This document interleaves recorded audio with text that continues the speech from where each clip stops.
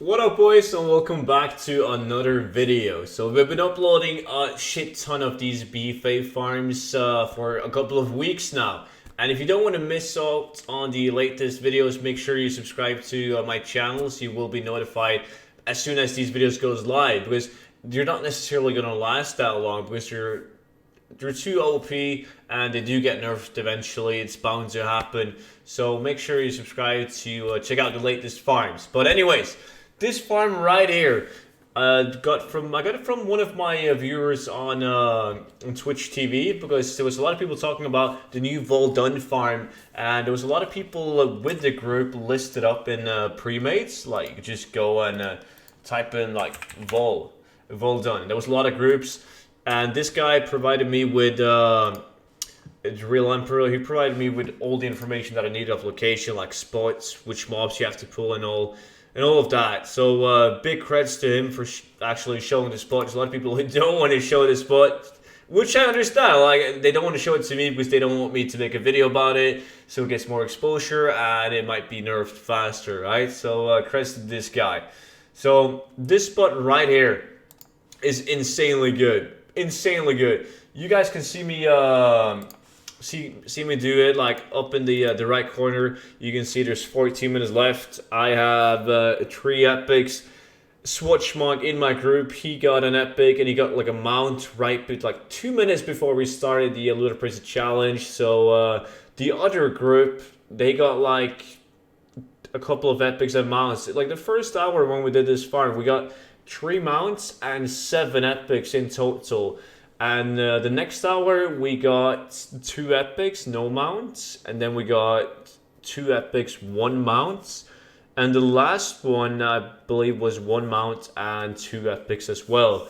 So the first hour was extremely lucky.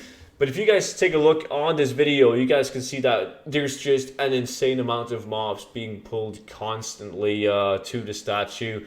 It is kind of tricky because you gotta pull mobs, and the mobs, they do a fair amount of damage, and you don't want to be dazed. But we're gonna go through all of that. So now that you guys have seen kind of how fast the mobs spawn, let me just take away this video and I will show you guys the location and all of that. So it takes place, as I said, in Studen, right here on this kind of hill, like right next to the terrace of the Devoted.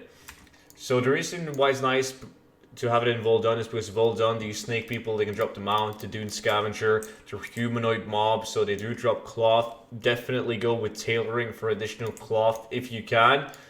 And they just hyperspawn in general. So you want to place the statue kind of with this at this snake fountain thingy as far to this pillar as you can. And the reason for that is that you need someone to go and pull these mobs like throughout that pillar. You guys can see there's a lot of mobs right here.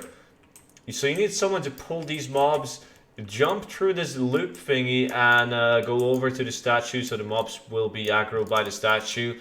And the rest of the people, they just pull all the mobs down here. The area is not that big. It's not like extremely big. And you should do this with the 2x4 formats to make it most efficiently. But there's a shit ton of mobs. But as I said, a lot of these guys are casters, so you should have tailoring not only to get the bonus cloth from these guys, but also so you can put the resilient spell thread on your cloak. It makes you you can't be dazed. It's pretty much like being in the tank spec. You can't be dazed, because if you're dazed and you have like 15 mobs pulled and you're running towards the statue, there's a big possibility that you're going to die. So in terms of mobs killed per hour, it varied in between. Like, it depended on how good the DPS on the people were. We had 1 monk, 2 mages, 5 druids, so like an optimal farming group. But not everyone was able to do it that efficiently. Not everyone had the cloaking chance, and they got dazed and they died and so on. But we did at our best, we did 3,000 mobs per hour. At our worst, we did like 2.5k. But you can definitely push 3k and above with a decent group. So yeah, that is pretty much it. That's all that I wanted to say about this farm. Go out, go and do it. It's a really fun one to do. And I wish you the best of luck getting epics and mounts. Until the next video, guys. Bye bye.